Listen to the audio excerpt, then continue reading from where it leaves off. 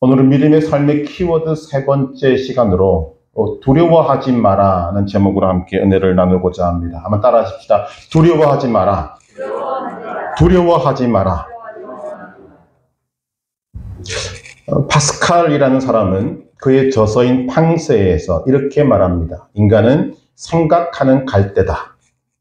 이 말은 자연적인 존재로서의 인간은 매우 약하지만 생각하는 존재로서의 인간의 고귀함과 위대함을 나타내는 말이라고 설명하고 있습니다. 사람은 본질적으로 참 약한 존재입니다. 그러나 어떤 생각을 하는가에 따라서 얼마든지 그 연약함을 뛰어넘을 수 있는 존재가 바로 우리 인간인 것입니다. 사람에게 있어서 이 생각이 중요한 것은 우리 모두가 다 사실 알고 있습니다.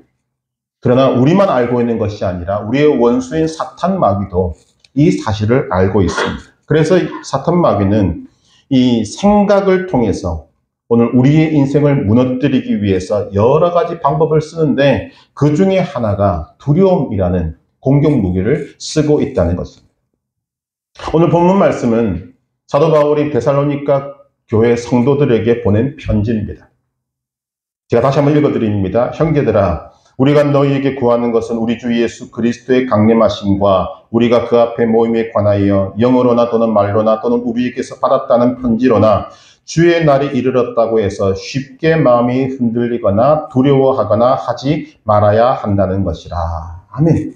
바울은 지금 데살로니가 교인들에게 뭐라고 하고 있습니까? 흔들리거나 두려워하지 말라고 권면합니다. 왜냐하면 지금 이 편지를 받을 때 데살로니가 교인들이 매우 심각한 어려움에 처해 있었기 때문입니다. 그들이 당했던 어려움은 그 당시에 적어도 세 가지 이상, 말할 것도 없이 많이 가지고 있지만 두드러진 것이 세 가지가 있었습니다. 첫째는 예나 지금이나 경제적인 어려움. 그 이유가 그 다음에 나오는데 두 번째 문제가 무엇인가 하면 박해였습니다. 우리가 사도행전에서 보듯이 예수님을 믿기 때문에 받는 박해. 그것이 예수님을 믿는 사람들이 있는 곳에는 끊임없이 있게 되었던 것입니다. 우리가 사도행전에서 봅니다만 예수님의 부활 승천이 있은 후에 성령이 임합니다. 교회가 굉장히 부흥했습니다만 뒤이어 바로 오는 것이 핍박이었습니다. 박해였습니다. 이 박해가 언제까지 이어졌는가? 주후 313년 로마 황제가 기독교를 공인하는 그 순간까지 근 300년 가까운 세월 동안 이 예수님을 믿는 자들에 대한 박해가 이어졌습니다. 여러분 얼마나 힘든 삶을 살았는가를 우리는 예상해 볼 수 있습니다. 하루하루가 사느냐 죽느냐의 문제가 달릴 수밖에 없는 그 엄청난 어려움. 그것뿐만이 아닙니다. 경제적인 어려움과 이런 박해로 인해서 하루하루가 힘든 사람들에게 더 심하게 다가왔던 것은 거짓 교사들에 의한 잘못된 가르침이었습니다. 소위 이단들의 가르침이 사람들의 마음을 무너지게 만들었다는 것입니다. 바울도 본문에서 언급하는 바와 같이 잘못된 가르침의 하나가 주의 날이 이미 이르렀다 하는 것입니다. 이건 굉장히 충격적인 내용입니다. 왜냐하면 주의 날이 이미 임했으면 그때 당시에 살고 있던 예수 믿는 사람들의 소망이 사라지는 것이기 때문입니다. 그래서 많은 사람들이 이 거짓된 가르침에 마음을 빼앗기고 낙심하고 절망했던 것입니다. 이런 상황을 들었던 바울이 이들에게 진리를 가르치고 이들을 위로하고 격려할 필요성을 느껴서 보낸 편지가 데살로니가 전후서인 것입니다. 물론 다른 편지들도 거의 다 마찬가지입니다. 무슨 말인가 하면 현실이 믿음을 흔들고 있는 것입니다. 경제적인 어려움, 박해, 핍박, 그리고 잘못된 가르침, 이것뿐이겠습니까? 수많은 현실들이 하나님의 사람들을 올감매고 쪼우고 또한 그들의 삶을 밑둥부터 흔들어버리는 이런 일들이 비일비재하게 일어나고 있는 것입니다. 남의 일이 아니지 않습니까? 오늘도 마찬가지입니다. 경제적인 문제는 여전히 우리를 어렵게 합니다. 오늘 이 시대는 박해가 없는 것 같지만 눈에 보이지 않는 박해 있습니다. 더군다나 마귀는 전략을 바꾸어서 박해가 있어야 할 곳에는 박해를, 그리고 거짓 평안이 있어야 할 곳은 거짓 평안으로 우리의 마음을 흔들어 놓습니다. 우리가 보고 듣고 있는 바와 같이 잘못된 가르침은 오늘도 기승을 부리고 있는 것입니다. 이것들을 통해서 우리는 마귀의 전략을 알아야 합니다. 무엇 때문에 이렇게 하고 있습니까? 우리의 생각을 무너뜨리는 것입니다. 생각을 통해 우리의 마음을 흔들어 버리고 우리를 두려움에 처하게 만들어서 우리를 하나님의 사랑에서 끊어지게 만드는 것이 지금도 계속되고 있는 것입니다.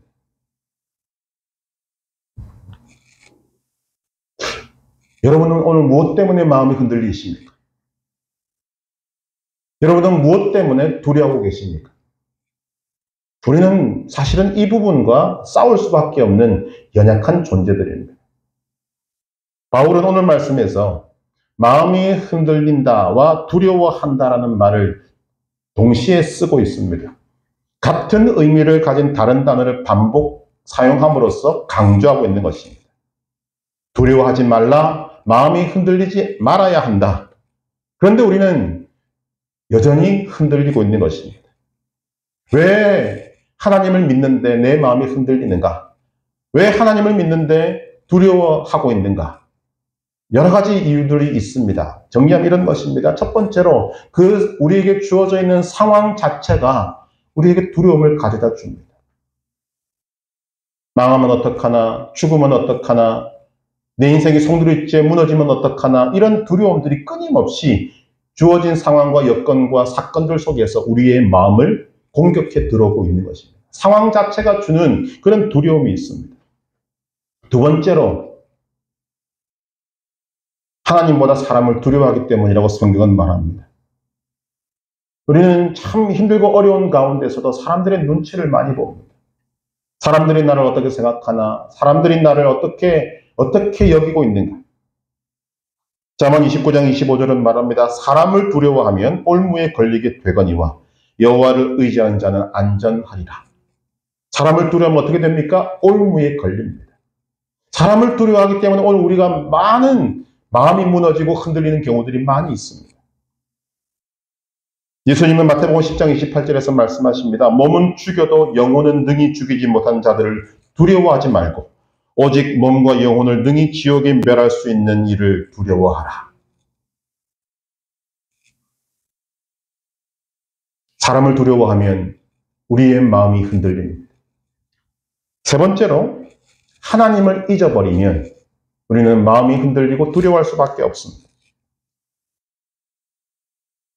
하나님을 믿는다는 사람들도 어떤 상황에 딱 부딪히면, 어떤 사건이 내 앞에 딱 벌어지면 순간적으로 하나님을 잊어버려요. 하나님 이사야 51장 13절에서 물으십니다. 하늘을 펴고 땅이 기초를 정하고 너를 지은 자 여호와를 어찌하여 잊어버렸느냐. 또 의심이라는 것도 있습니다. 우리가 마음에 의심을 품으면 마음이 갈라집니다. 마음이 흔들립니다. 두려워할 수밖에 없습니다. 분명히 믿음의 길을 걸어가는데 상황과 여건이 우리의 마음속에 의심을 불러일으킵니다. 야고보서 1장 6절은 이렇게 말합니다. 오직 믿음으로 구하고 조금도 의심하지 말라. 의심하는 자는 마치 바람에 밀려 요동하는 바다 물결 같으니. 의심은 우리의 마음을 요동치게 만듭니다. 심하게 불어닥치는 바다 물결처럼 우리의 마음을 흔들어 버리게 된다는 것입니다. 적어도 이런 이유들 때문에 우리는 오늘 우리에게 처해 있는 상황 속에서 마음이 흔들리고 두려워하게 되더라는 것입니다. 그럼 어떻게 하면 우리가 흔들리지 않을 수 있습니까? 어떻게 하면 두려워하지 않는 이런 멋진 인생을 살아갈 수 있습니까? 간단히 말씀드리면 믿음, 소망, 사랑입니다. 믿음이 두려움을 쫓아냅니다. 소망이 우리를 견고하게 붙들어 세웁니다. 사랑이 두려움을 내어 쫓는다는 것입니다. 먼저 믿음을 보십시다. 마태복음 10장 28절 몸은 죽여도 영혼은 능히 죽이지 못하는 자들을 두려워하지 말고 오직 몸과 영혼을 능히 지옥에 멸하실 수 있는 이를 두려워하라. 두려움을 이길 수 있는 것이 무엇입니까? 믿음입니다. 여러분 믿음이 무엇인가라고 이야기할 때 믿음은 확고한 생각입니다. 사탄이 그렇게 흔들어 놓고자 하는 우리의 생각이 하나님을 향하여서 확고해지면 그것이 믿음이라고 성경은 말씀합니다. 예수님은 사람을 두려워하지 말라는 이 말씀 이후에 이렇게 말씀하십니다. 마태복음 10장 29절 30절 참새 2마리가 한 아사리온에 팔리지 않느냐. 그러나 너희 아버지께서 허락하시지 아니하시면 그 하나도 땅에 떨어지지 아니하리라. 너희에게는 머리털까지 다 세신 바 되었나니 두려워하지 말라. 너희는 많은 참새보다 귀하니라. 여러분 진정으로 여러분 심령 속에서 여기에 아멘 하셔야 합니다. 하나님이 여러분들을 얼마나 귀하게 여기시는지 여러분들이 아셔야 하고 믿으셔야 하고 확신하셔야 합니다. 그래야 우리 속에 두려움이 사라지게 되는 것입니다. 출애굽기 1장 17절을 보면 그러나 산파들이 하나님을 두려워하여 애굽 왕의 명령을 어기고 남자 아기들을 살린지라는 말씀이 나옵니다. 배경은 이렇습니다. 민족의 영웅인 요셉의 후손들을 노예로 만든 애굽은 이스라엘이 기하급수적으로 숫자가 늘어나고 힘이 세지는 것 같으니까 두려워 떨었습니다. 그래서 바로 왕은 남자아이가 태어나면 다 죽이라는 명령을 내립니다. 그런데 아이를 받아야 하는 산파들은 바로 왕보다 하나님을 더 두려워했습니다. 다른 말로 말하면 바로 왕보다 하나님을 더 믿었다는 것입니다. 산파들에게 바로 왕에 대한 두려움이 없었던 것이 아닙니다. 자기들에게 내렸지 않습니까? 네가 남자아이가 태어나면 너희를 손으로 죽여라. 지엄하신 왕의 명령이 내려졌습니다. 거절하면 어떤 일이 벌어질지 뻔히 압니다. 두려움이 밀려올 수밖에 없는 상황입니다. 그러나 산파들은 바로 왕보다 하나님을 더 두려워했습니다. 그래서 바로의 명령을 어기고 남자 아기들을 살린 것입니다. 이 일의 결과를 성경은 이렇게 기록합니다. 출애굽기 1장 20절 21절 하나님이 그 산파들에게 은혜를 베푸시니 그 백성은 번성하고 매우 강해지니라. 그 산파들은 하나님을 경외하였으므로 하나님이 그들의 집안을 흥왕하게 하신지라. 아멘. 하나님을 믿은 산파들로 인해서 이스라엘 백성들을 노예 생활이지만 번성케 하고자 하시는 하나님의 뜻이 이루어졌습니다. 그리고 그 일을 바로 왕보다 하나님을 더 두려워한 하나님을 믿은 산파들은 하나님께서 개인적인 복도 풍성하게 주셨다는 것입니다. 무슨 말입니까? 하나님을 향한 믿음이 바로 왕을 두려워하는 마음을 이긴 것입니다. 그래서 믿음입니다. 오늘 여러분이 가지고 있는 그 믿음이 두려움을 이길 수 있습니다. 그 믿음을 여러분들이 믿음으로 쓰시면 그 믿음이 두려움을 이겨낼 줄로 믿습니다. 여러분을 공격하는 것이 어떤 것이라 할지라도 여러분이 가진 하나님을 향한 확고한 그 생각, 그 믿음이 두려움을 이겨내게 될 것입니다. 믿음이 두려움을 이깁니다. 두 번째로 소망이 두려움을 이깁니다. 히브리서 12장 28절은 이렇게 말합니다. 그러므로 우리가 흔들리지 않는 나라를 받았은즉 은혜를 받자 이로 말미암아 경건함과 두려움으로 하나님을 기쁘시게 섬길지니. 지금 이 히브리서 기자가 우리에게 뭐라고 말합니까? 우리가 상속받을 나라는 특징이 있습니다. 흔들리지 않는 나라. 우리는 하나님의 은혜로 예수님을 믿게 되었고 하나님의 자녀가 되었습니다. 하나님의 자녀는 하나님 나라를 상속받습니다. 그 하나님의 나라, 우리가 상속받을 그 하나님의 나라의 특징은 흔들리지 않는다는 것입니다. 왜 흔들리지 않습니까? 하나님께서 그 나라의 기초가 되시고 하나님께서 그 나라를 지으시고 하나님께서 붙드시기 때문입니다. 하나님은 흔들려야 흔들 수 없는 분이십니다. 그래서 이 하나님을 향한 소망을 가진 사람은 이 땅에서 어떤 일이 있어도 흔들리지 않을 수 있는 것입니다. 왜냐하면 우리에게 흔들리지 않는 나라가 상속되었기 때문입니다. 우리는 반드시 그 나라를 받을 것이기 때문입니다.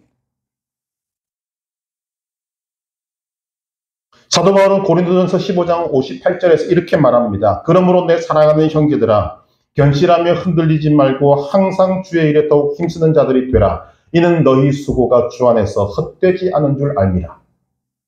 지금 사도 바울이 어려운 여건 속에서 믿음 생활하고 있는 성도들의 마지막을 하나님이 주신 믿음의 눈으로 보고 말하고 있는 것입니다. 어떤 마지막을 보고 있습니까? 이 땅에서 믿음에 수고한 것이 절대로 헛되지 않다는 것을 보고 있는 것입니다. 소망입니다. 우리가 추석 명절 중간에 있는 이 주일날 주님 앞에 나와서 예배하는 건 아무것도 아닌 것 같지만 하나님을 향한 수고입니다. 하나님이 이것을 다 기억하십니다. 이 수고가 결코 헛되지 않다는 것입니다.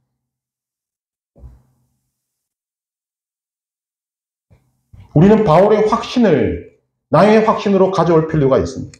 그런데 바울이 이렇게 확신하는 근거가 무엇인가? 이유는 하나님의 뜻을 알았기 때문입니다.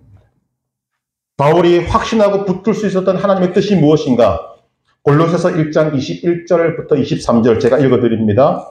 전에 악한 행실로 멀리 떠나 마음으로 원수가 되었던 너희를 이제는 그의 육체의 죽음으로 말미암아 화목하게 하사 너희를 거룩하고 흠없고 책망할 것이 없는 자로 그 앞에 세우고자 하셨으니 만일 너희가 믿음에 거하고 터 위에 굳게 서서 너희 들은 바 복음의 소망에서 흔들리지 아니하면 그리하리라. 이 복음은 천하 만민에게 전파된 바요 나 바울은 이 복음의 일꾼이 되었노라. 하나님의 뜻을 명확하게 밝히고 있습니다. 원수였던 우리를 예수 그리스도의 죽음으로 말미암아 하나님과 화목하게 하사 거룩하고 흠없고 책망할 것이 없는 자로 하나님 앞에 세우는 것이 하나님의 뜻이라고 말씀하십니다. 이것을 강조하기 위해서 특별히 강조하고 있는 것이 있습니다. 그것이 무엇인가? 그의 육체의 죽음으로 말미암아라고 말합니다. 예수님의 죽음으로 말미암아 예수님께서 여러분들을 위하여 죽으셨습니다. 그 죽음의 값어치를 생각하라는 것입니다. 하나님이신 예수님의 생명값을 치르고 구원하신 여러분을 하나님 아버지께서 이 땅에서 죄의 노예로 길게 끌려다니며 살다가 죽게 하시겠는가? 하나님이신 예수 그리스도의 생명값을 지불하고 구원하신 여러분을 마귀에게 내주시겠는가? 결코 그럴 수 없다는 것입니다. 하나님의 뜻은 여러분을 거룩하고 흠없고 책망할 것이 없는 자로 하나님 앞에 세우는 것입니다. 우리는 이것을 소망으로 삼아야 합니다. 이런 나를 향한 하나님의 뜻을 분명히 안다면 오늘 어려운 환경이 어려운 여건이 나를 흔들지라도 그것이 내 마음을 흔들어버리고 나를 두렵게 할지라도 우리는 그 상황이 아니라 하나님이 내게 주신 그 소망을 붙들어야 한다는 것입니다. 그것을 소망을 붙들 때 우리는 흔들리지 않을 수 있습니다. 우리는 두려움을 떨쳐버리고 이겨낼 수 있게 된다는 것입니다. 여러분들에게 이 소망이 있으십니까? 예수 그리스도의 보혈의 가치를 알고 계십니까? 여러분들을 구원하시기 위해서 치르신 하나님의 그 생명값을 여러분 알고 계십니까? 하나님은 절대로 예수 그리스도의 생명값을 허망하게 만드실 분이 아니십니다. 하나님은 여러분들을 반드시 붙들어서 하나님 앞에 거룩하고 흠없고 책망할 것이 없는 자로 세우실 것을 믿습니다. 이것을 우리의 소망으로 삼아야 합니다. 우리가 이 소망을 가질 때 흔들리는 것이 우리의 현실 때문입니다. 여러분, 현실은 무시할 수 없고 부정할 수 없습니다만 우리는 그 현실을 넘어서 소망으로 우리의 마음을 채워야 하는 것입니다. 그때 두려움이 떠나가게 됩니다. 세 번째로 사랑이 두려움을 내쫓습니다. 요한일서 4장 18절 사랑 안에 두려움이 없고 온전한 사랑이 두려움을 내쫓나니 두려움에는 형벌이 있습니다. 두려워하는 자는 사랑 안에서 온전히 이루지 못하였느니라. 초대교회 최초의 순교자인 스데반 집사가 순교한 이유가 무엇입니까? 그냥 간단히 말하면 믿음 때문이라고 말할 수 있습니다. 그러나 그 속을 들여다보면 그가 하나님의 사랑을 알았기 때문이에요.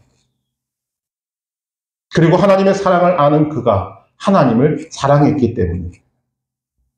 그가 죽어가면서도 돌 던지는 자들을 향하여서 주여 이 죄를 그들에게 돌리지 마옵소서 할 수 있었던 이유가 무엇입니까? 사랑 때문입니다. 하나님의 사랑의 눈으로 바라보니까 나 같은 죄인을 구원하신 하나님의 은혜와 사랑이란 그 은혜와 사랑이 지금 나에게 돌을 던지는 저 사람들에게도 동일하게 이루어져야 한다고 믿는 것이 그의 믿음이었어요. 결국은 사랑 때문이었어요.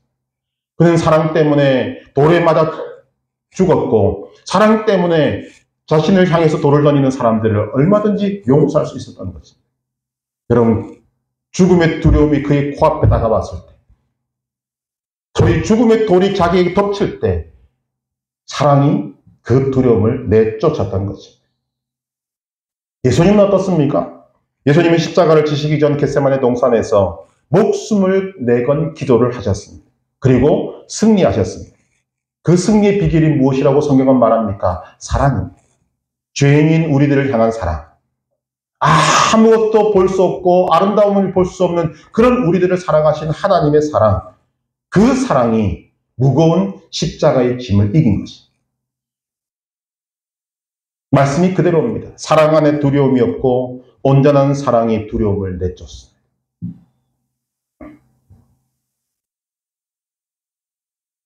우리의 삶이 흔들리지 않고 두려워하지 않게 할 수 있는 것은 믿음, 소망, 사랑이라고 말씀드립니다. 그런데 이 믿음, 소망, 사랑의 근거가 있어야 합니다. 근거가 무엇이냐? 바로 하나님의 말씀입니다. 하나님의 말씀이 아니고는 우리는 믿음, 소망, 사랑을 알 수도 없고 가질 수도 없습니다. 그래서 우리는 말씀을 굳게 붙들어야 합니다. 오늘 제가 많은 말씀들을 인용하는 이유가 바로 그 이유 때문입니다. 다른 어떤 것보다도 우리는 하나님의 말씀을 붙들어야 합니다. 여러분, 지금 제가 어디에 강조점을 두고 있는지를 생각하셔야 합니다. 말씀을 붙들어야 합니다.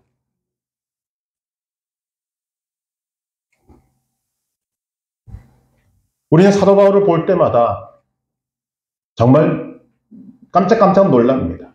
어떻게 예수 그리스도를 만난 이후에 한 번도 뒤돌아보지 않고 그렇게 푯대를 향하여 달릴 수 있었는가? 온갖 고난과 죽음의 고비를 수없이 넘기면서 어떻게 한결같이 그렇게 달려갈 수 있는가? 여러분, 환경으로만 보면 바울은 두려워해야 될 상황이 너무나 많았습니다.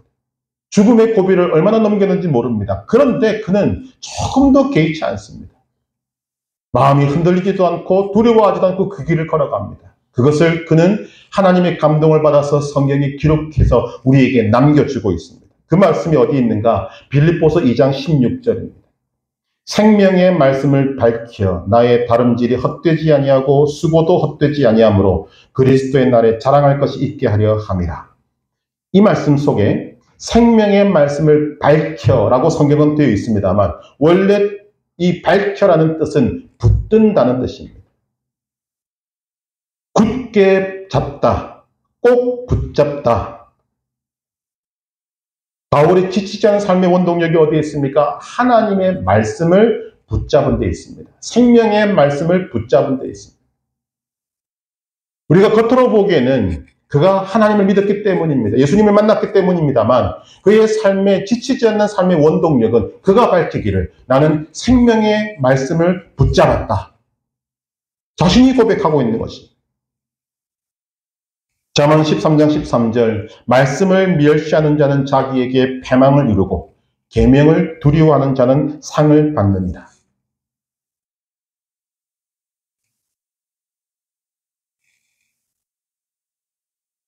민수기 14장을 보면 가나안 땅을 40일 동안 정탐한 사람들이 이스라엘 백성들 앞에서 보고를 하는 장면이 나옵니다. 그 중에 10명은 부정적인 보고를 합니다. 그러나 여호수아와 갈렙은 긍정적이고 희망찬 보고를 합니다. 그들은 우리의 먹이라. 여러분, 우리 한번 생각해 보십시다. 여호수아와 갈렙이 지금 함께 보고를 하고 있는 정탐꾼, 그리고 그 말을 듣고 있는 이스라엘 백성들과 별도의 삶을 살았던 사람들이 아닙니다. 이스라엘 백성들은 애굽 땅에서 종노릇 하고 있고 여호수아와 갈렙은 자유로운 삶을 살다가 합리한 사람들이 아닙니다.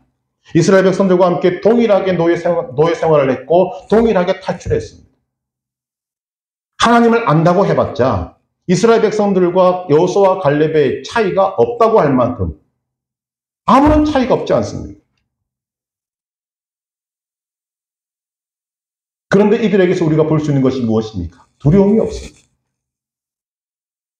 12명의 정탐꾼 속에 포함되어져서 40일 동안 가나안 땅을 정탐했습니다. 눈으로 보고 귀로 들었습니다. 손으로 만져보았습니다. 그들이 다 경험했습니다. 아, 이 땅은 이런 땅이구나. 12명의 정탐꾼이 동일한 생각을 갖고 있습니다. 그런데 10명은 지금 그들 앞에서 두려워 떨고 있는데 2명은 전혀 두려워하지 않습니다. 이유가 무엇입니까? 하나님의 말씀 때문입니다. 견고한 성이 있는 건 맞다. 그 성을 무너뜨릴 방법이 없다는 것도 맞다. 그 땅에 거인족이 있는 것도 맞다. 그러나 하나님이 그 땅을 우리에게 주셨다. 그러므로 우리는 그 땅을 정복할 것이다. 무엇을 믿었습니까? 하나님의 말씀을 믿었습니다. 하나님의 말씀을 붙들었습니다. 현실보다 하나님의 말씀을 붙들었습니다. 이것이 열쇠입니다. 오늘도 우리는 사탄의 공격을 받습니다.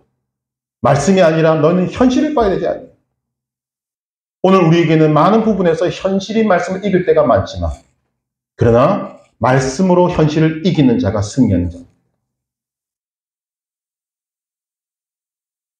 오늘 이 말씀을 기록해서 우리에게 남겨주고 있는 사도 바울은 로마 황제에게 재판을 받기를 원하여서 로마로 호송되어 갑니다. 그러다가 그레데 섬의 미향이라는 항구에서 바울은 그 전날 밤 하나님이 자기에게 주신 말씀을 자신의 호송을 책임지고 있는 백부장에게 전합니다. 이 항해를 이대로 이때 가면 모든 짐들과 생명까지도 많은 손해를 볼 것입니다. 그러나 시기적으로 볼 때 배의 경험이 많은 선장과 선주들은 지금이 적기라고 말했습니다. 그때 성경은 뭐라고 기록하고 있는가? 사도행전 20장 11절에 보니까 백부장이 선장과 선주의 말을 바울의 말보다 더 믿더라. 자, 선장과 선주의 말, 여러분 무시 못합니다. 왜냐하면 경험에서 나온 말. 요즘과 같이 과학적인 것이 발달되지 않은 그때에 그들이 가지고 있는 이 배의 경험은 돈 주고도 살 수 없는 값진 것입니다. 검증됐다는 말입니다.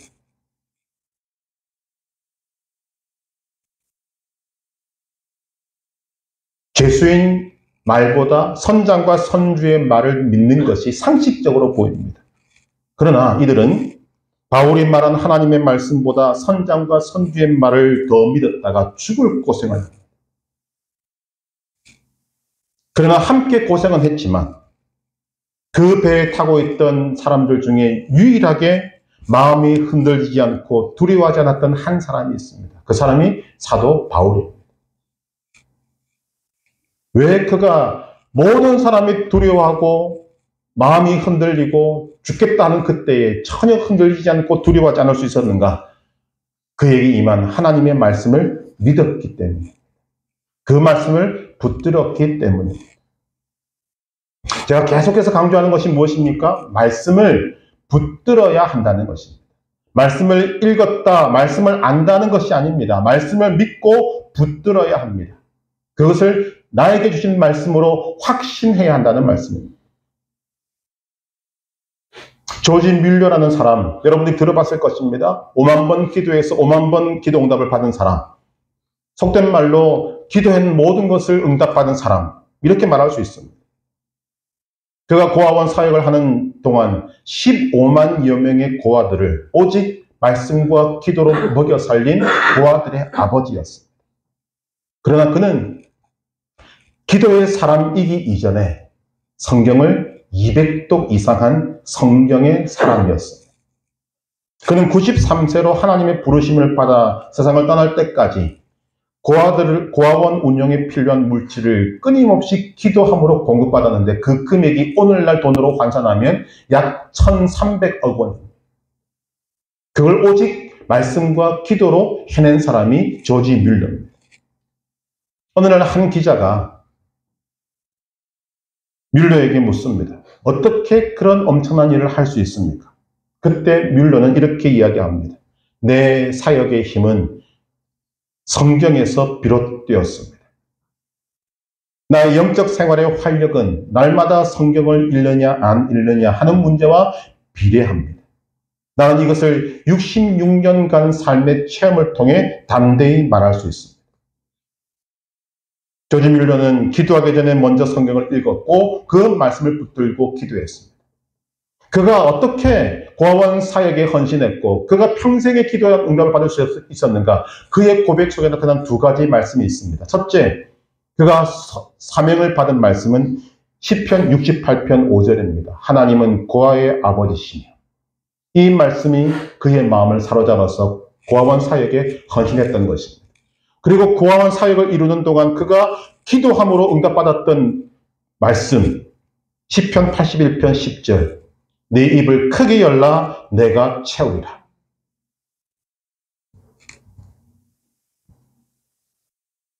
여러분, 이것이 말씀을 붙든 것입니다.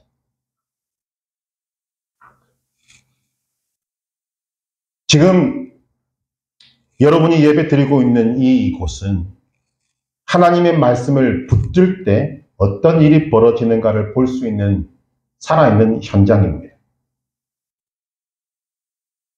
군대를 제대하고 갈 길을 몰라서 방황하던 저에게 하나님께서 주신 것은 다른 것이 아닙니다. 말씀을 주셨습니다.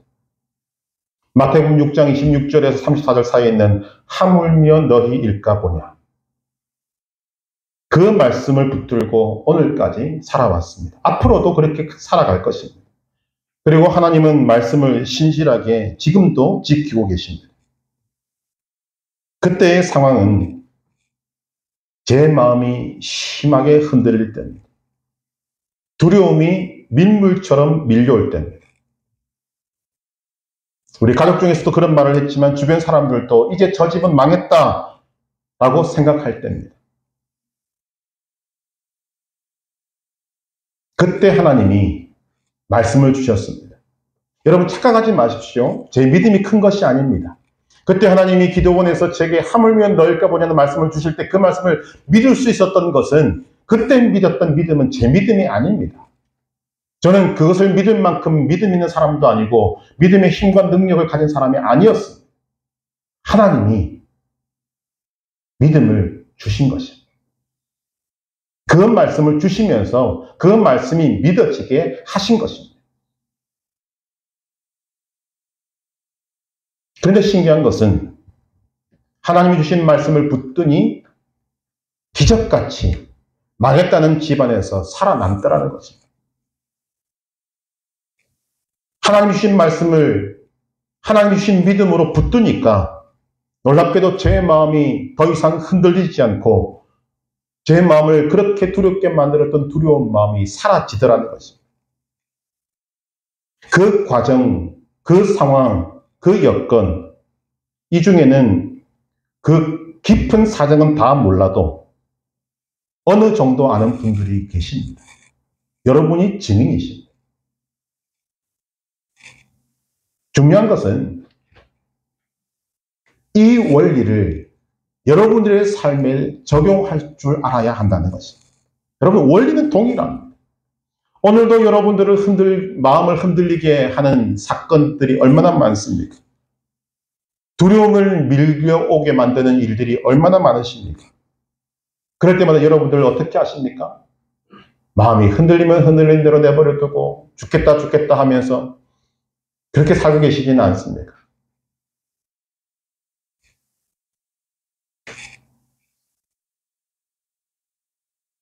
우리의 마음이 흔들리는 것을 중단시키고 두려움이 나를 쫓아올 때 그 두려움을 내어 쫓기 위해서는 먼저 하나님 앞에 앉아야 합니다. 하나님을 믿고 기다려야 합니다. 하나님 앞에 앉아서 하나님을 믿고 기다리는 자에게 하나님은 말씀을 주실 것입니다. 여러분, 말씀을 받는 것이 중요한 것이 아닙니다. 그 말씀을 붙들어야 합니다. 그 말씀이 내 삶에 이루어진다는 것을 굳게 확신하셔야 합니다. 그 말씀을 붙잡고 기도하셔야 합니다. 역사는 그때부터 일어나는 것입니다. 왜 말씀이 중요한가? 왜 말씀을 붙드는 것이 중요한가? 조지 뮬러가 이런 말을 합니다. 가장 강력한 기도는 하나님의 말씀을 붙잡고 기도하는 것이다. 이렇게 기도하라는 거죠. 하나님, 성경을 통해 이렇게 약속하시지 않았습니까? 말씀대로 이루어 주십시오. 그렇게 해서 조지 뮬러는 5만 번 응답을 받았습니다. 부족하지만 말씀을 붙잡고 오늘까지 살아왔던 저도 그 일의 한 증인이 될 것입니다. 평생토록 저는 이 간증을 할 수밖에 없습니다. 하나님의 말씀을 붙들 때 그 말씀이 내 마음속에 있는 두려움을 쫓아내고 하나님의 역사를 삶에 이루어지게 하는 것입니다.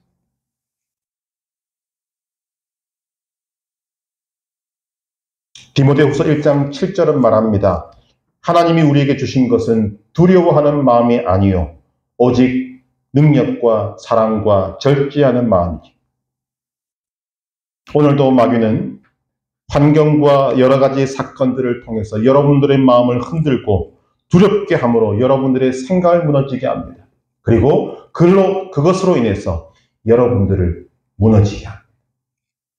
우리는 이 마귀의 공격 방법을 잘 알아야 합니다.